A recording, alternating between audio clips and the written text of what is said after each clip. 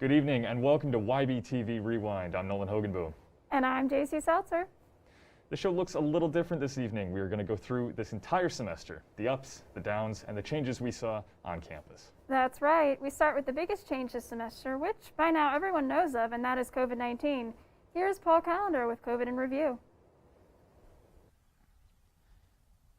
In an effort to stop the COVID-19 pandemic, Messiah College closed on March 13, 2020, with hopes of returning in April after Easter break. Unfortunately for students, the next time that they see campus was for the fall semester. However, upon returning, the new name change wasn't the only thing new about campus. Messiah University opened to students on August 13th, 5 months after originally shut down. Students and staff were mandated to wear a face covering in all public locations. In order to best promote social distancing, Messiah placed signs around campus that limited seating at tables, created one-way paths throughout buildings, and gave students a reference of how far apart they should stand in line at locations such as Lottie. Students were also asked not to leave campus unless it was absolutely essential. Messiah has been able to do some of the same things, but of course socially distanced. So I've enjoyed the few activities I've been able to go to. Despite these restrictions, RA Dan Curry says students have been very cooperative. The general majority of Messiah students are cooperative with most rules in general, especially the COVID protocols set by Messiah. Obviously, there will be a few outliers and a few students that will disregard anything that we say or set, and there will be some that break the rules. But in general, Messiah is a very respectful and good community. However, some students, such as sophomore Nicole Seriani, decided to leave campus as a result of these restrictions. It's the fact that you're living at home for so long, you're not really doing anything, and then you have to go into the world of COVID, and you have to follow all these restrictions in your daily life that you're not used to. And you just feel closed in, you're just forced all these rules, and they're okay.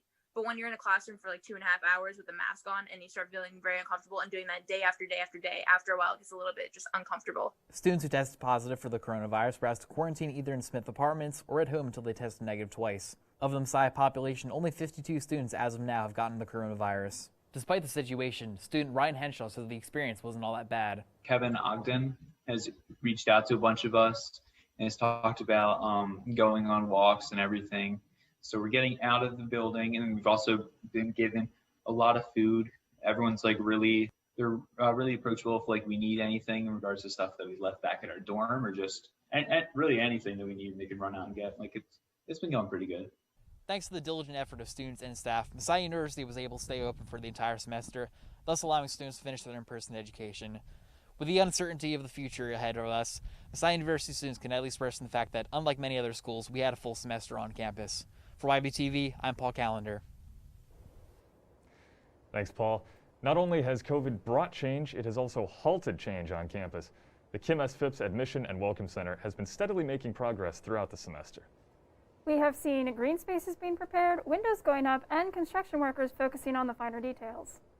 YBTV was able to get an exclusive tour inside of the Welcome Center. Let's take a look.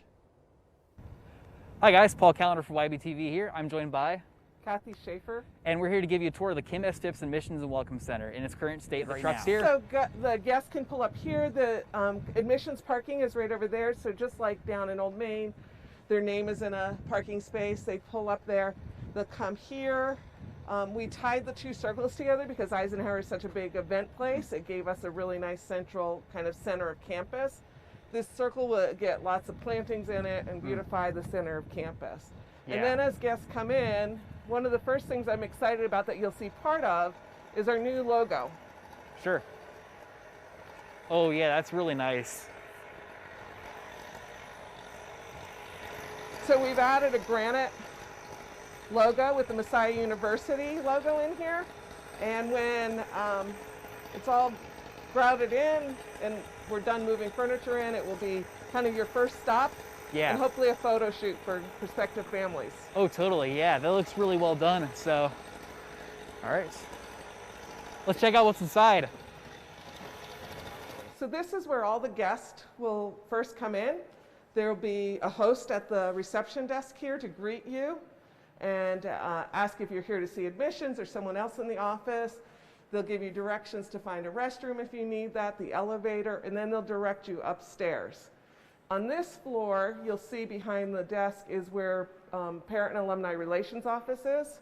And on this side, you'll see the registrar's office. This is kind of a decorative wall for us, kind of Over here, we're working with a stained glass artist to add a piece of stained glass that reflects a lot of our work with See Anew. And then the back wall that's white right now actually gets a graphic of the campus with a lot of the marquees on it telling the story of what's going on at Messiah right now. So, Okay, I like that. so this is the registrar suite. This is where a student would first come in, check in with one of the staff here, deal with anything they need to do, and then if they have an appointment with one of the staff, they kind of go back into the offices. So right now they're in Old Main on the first floor. You probably all have been there, drop ad, issues, whatever. So that all happens here. All right. This area here gets a wooden bench, so it's a great place for people to sit and wait for someone. Yeah. Families, if someone didn't go on a tour and they want to wait for their family member here, they can do that there. Well, we see, like, usually if a family is here, often the mom or dad has to do a business call, right? And so they're finding a place to do that, and we wanted to give them some space to do that in this building. Guests particularly come and they're like, oh, I got to plug in my phone, where do I do that? And we've thought about that a little bit more. Yeah, and it really seems like a common theme. Just generally speaking, you're always thinking about like the prospective students coming into this building. So that's really definitely, from what it sounds like, an investment into them and their families. So that's really great. Yeah, I've seen a lot of these lights already up, and just obviously they've already been lit for like probably a month at this point now. Yeah, one of the things that you'll see is when it gets dark here, some of the center lights stay on through like 9 o'clock at night. Yeah. Just so the building doesn't look dark and lost on campus. So this is the new admissions reception area. Okay. So if you're a prospective family, you've been greeted downstairs, they'll send you up here. You'll check in here. This is where you meet your counselor. Yeah. This is where you might start a tour, those types of things. If you come on in, you can see great space. We have a hospitality space for them. Oh, that's perfect. Yeah. Lots of stuff will go on the walls that tell our story. Big desk back here. This is where people will greet you. Yeah. And when you're a prospective student, you have the opportunity now to sit here and look out on this new green space and be like, wow, that's really cool. People are out here playing Frisbee or listening to music. That, especially now that we have like, I feel like the green space really just, this is a great view of it right here. I don't think I've ever seen it at this angle.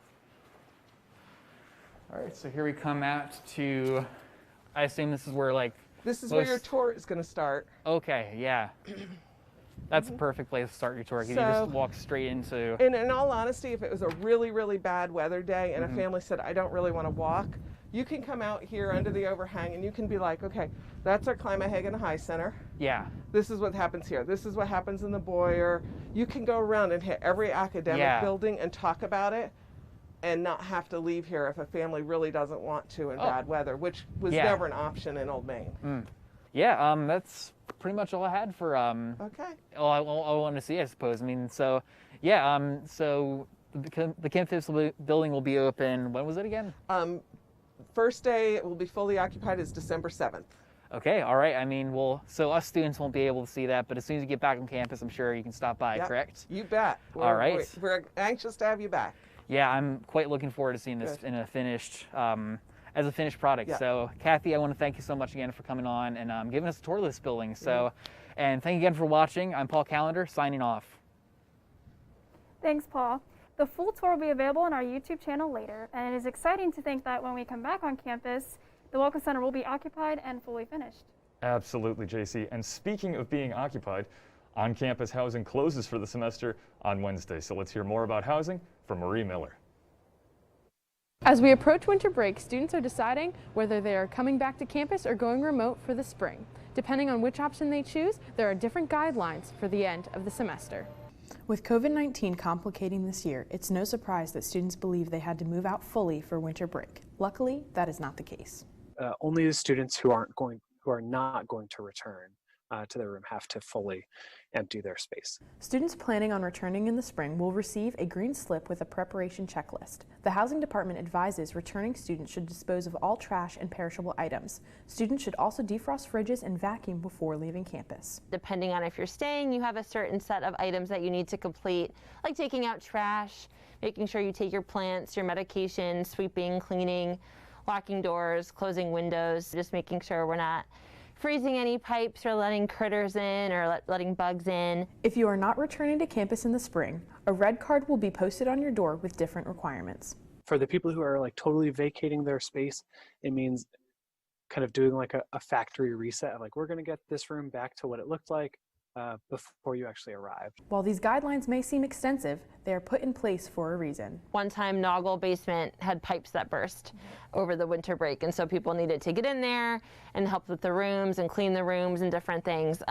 We go in just to make sure everything's been done on the list so that there aren't any issues or maintenance stuff, but sometimes people need to replace, you know, different things in rooms like the AC units or thermostats, or if there's any type of leaks. Even though the semester has been different, students are preparing to go home for winter break just like usual. I try to take home just clothes and then anything I might need for a class.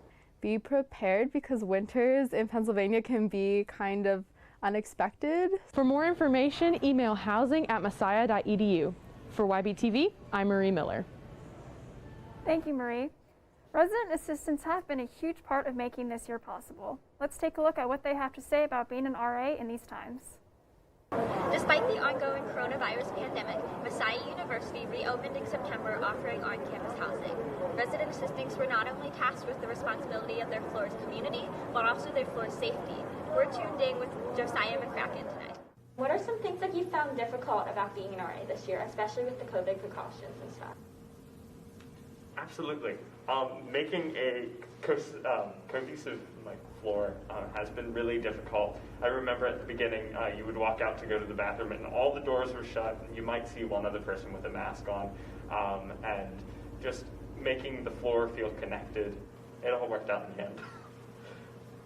Yeah, so how has your experience compared this year to your experience last year, as this is your second year as an RA? Every year is different because of the makeup of the floor. So last year I had a bunch of sports people.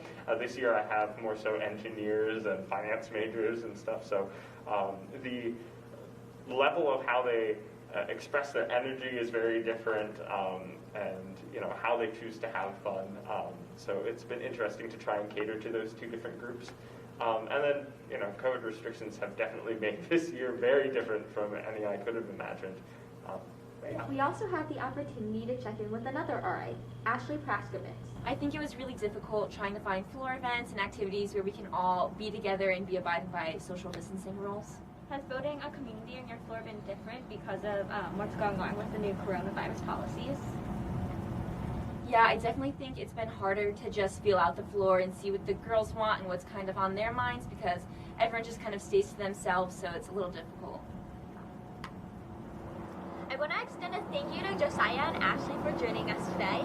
This has been Rosie Jones. Thank you for tuning in to YBTV. Thanks, Rosie. Stay tuned to YBTV Rewind for more semester in review.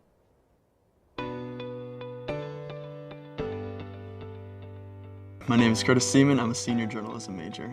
So my entire life, I've really enjoyed writing, really enjoyed sports. I thought that if I combined the two, sports journalism would be the perfect major for me. I feel very prepared for post-graduation with practicum. That's been a huge help. You have to participate in 3 different mediums of communication, media, throughout the class period. And to be able to do things like radio and television and writing has just kind of really helped to broaden my horizons. And in terms of writing, I'm also excited to use all of those skills that I've learned as well. Obviously, the professors here in the communication department are fantastic, and they really know how to get you to drill down and get you to write the best that you possibly can. In senior sem, Dr. Dixon prays before every class, and a lot of other professors do that. To be able to pray in class, to be able to talk about faith-based things, is just huge, and I really have appreciated that all 4 of my years here at Messiah. So right now I'm interning at WGAL 8 in Lancaster, which is just a TV station, NBC affiliate. The hours are a little rough. They're from 4 in the morning until noon, but that's also been a look ahead of what it's going to be like in my career in the future, so that's been also a good experience. For MC77, my sophomore year was the first year I did. I started on camera, moved to floor manager. I've done everything from camera to producing, executive producing, anchoring, VTR, audio.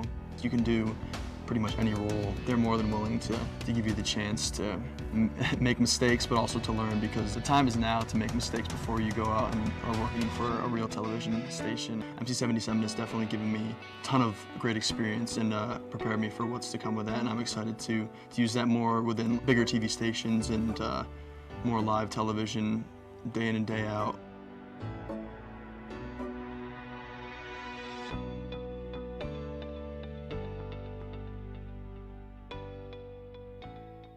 MC77 is now officially rebranded as Yellow Breeches TV.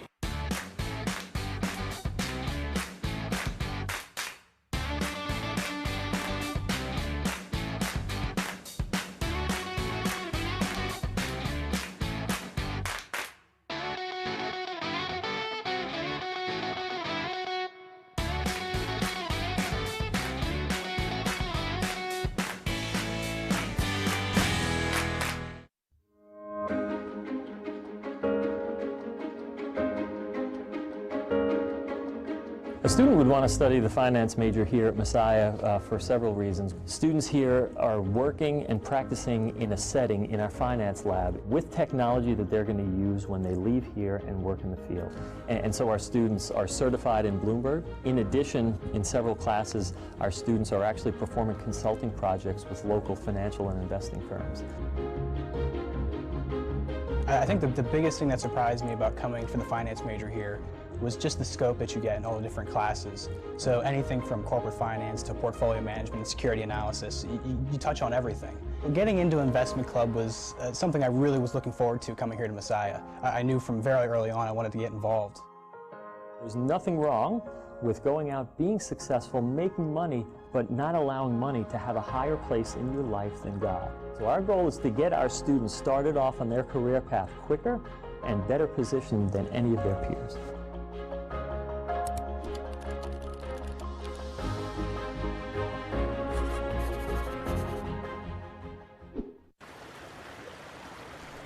You're watching YBTV. Rewind. We are going through this semester and remembering why we should be thankful. That's right, JC, and we also had a lot of great Falcon features. So let's take a look back at our featured Falcons.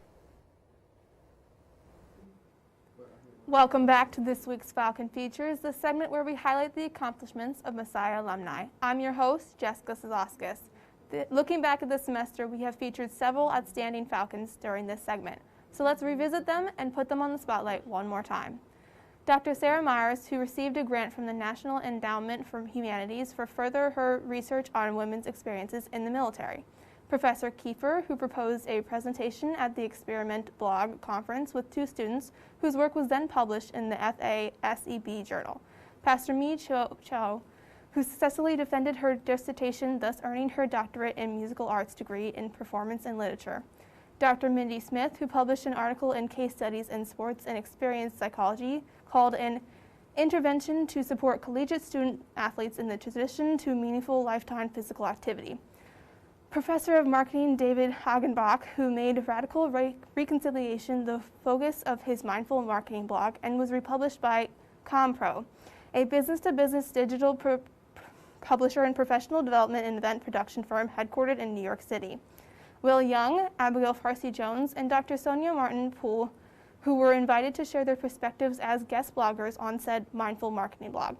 Custodian Ed Mays, who helped to energize students who were studying late at night by handing out his own stash of candy. And Janet Matangwahan, who published an Christian animated learning blog through the Christian Scholarships Review.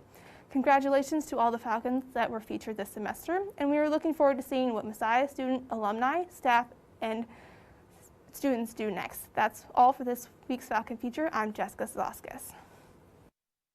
Thanks, Jess. Messiah has a lot of accomplished alumni, and I am excited to see what next semester brings. Students around campus has been answering our questions for Falcon on the Street all semester. Let's see what this week's question holds. This week's question on Falcon on the Street is, what are you most looking forward to next semester?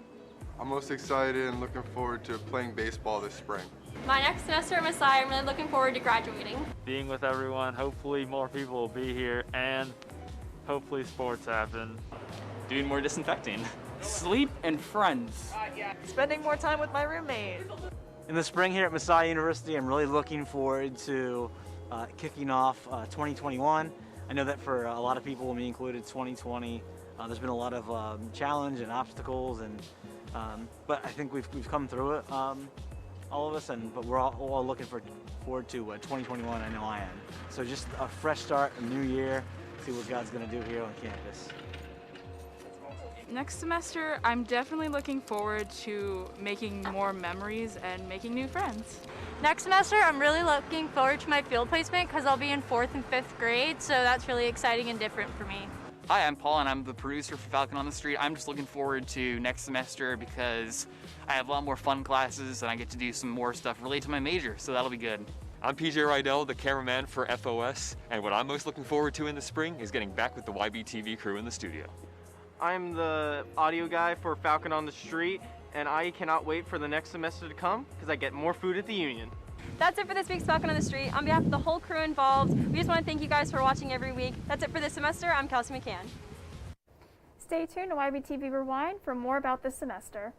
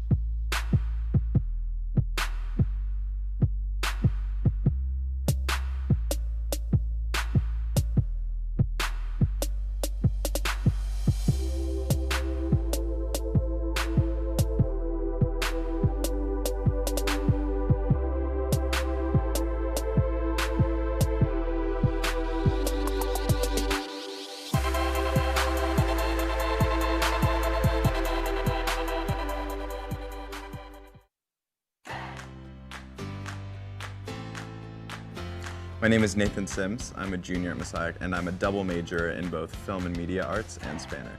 I grew up making films as a kid. I saw that Messiah had a film program, and so when I visited, I just thought this is the perfect fit.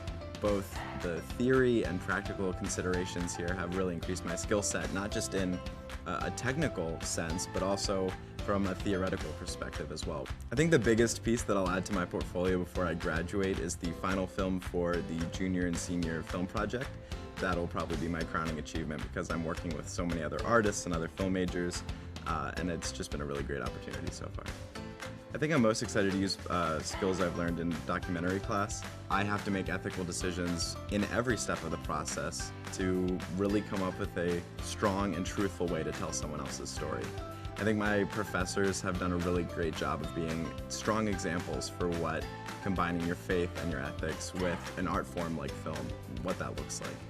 And so the interactions have almost always been positive because they're really invested in what their students are learning.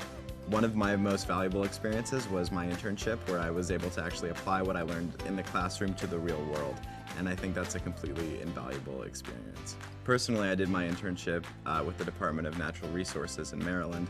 One of my favorite experiences at Messiah so far has actually been the Splice Film Festival, which allows students to submit their own personal work.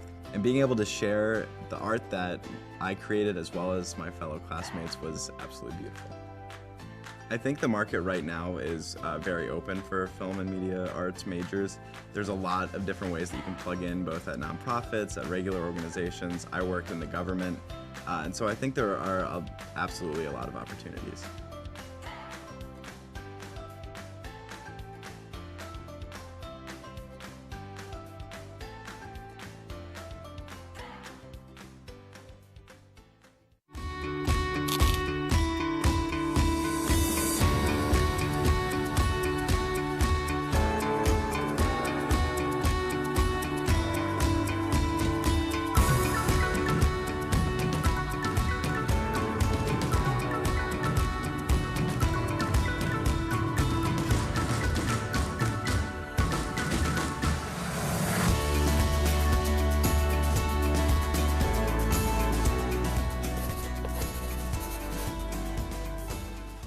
C77 is now officially rebranded as Yellow Breeches TV.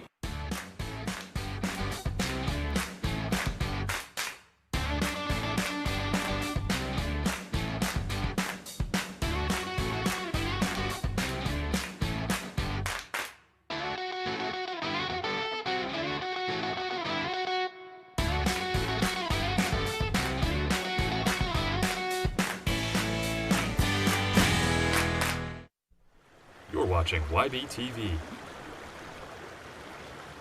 Welcome back to the YBTV Rewind. One of the hardest things to figure out this semester was sporting events. Absolutely, Nolan. Let's take a look at sports this past semester.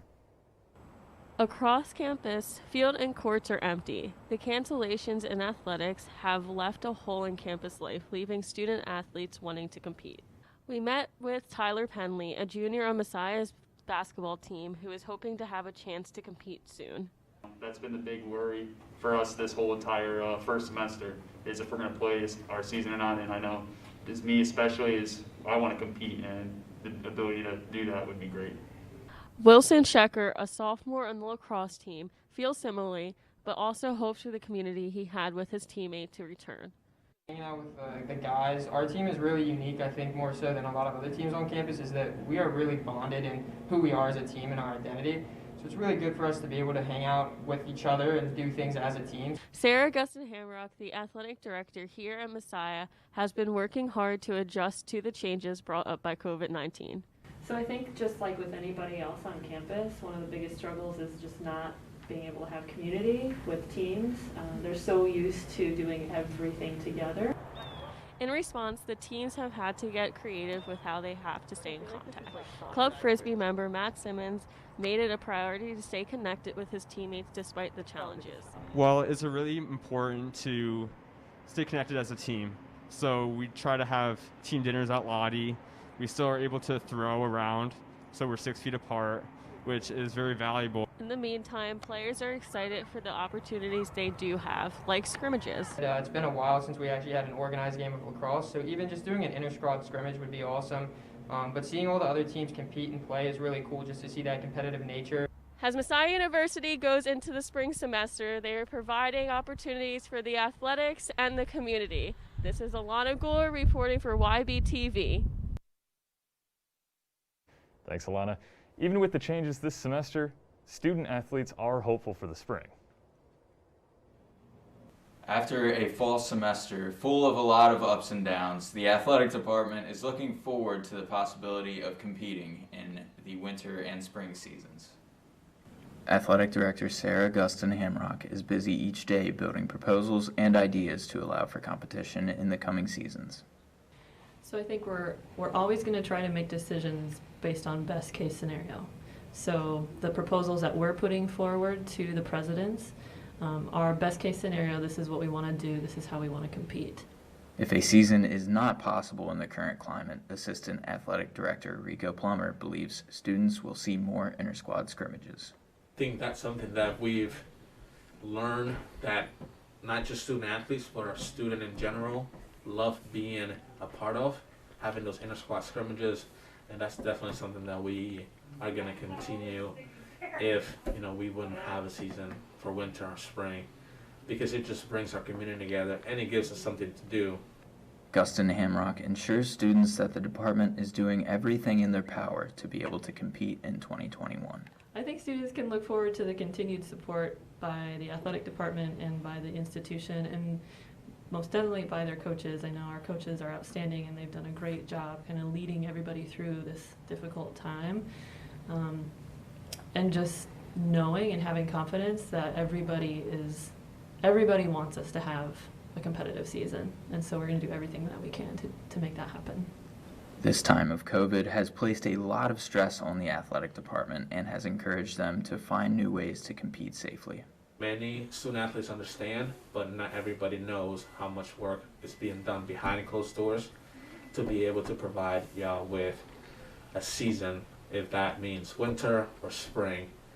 But I think it's just being patient with us as well, because the decision process is not something that is going to be kind of done within a day, within a week, because there's so many variables that go into it. The conference has a lot of work ahead of them if athletes will be able to start competing in early 2021. As of now, the winter season is set to begin at the end of January. Reporting for YBTV, I'm Brian Schermeyer. Thanks, Brian.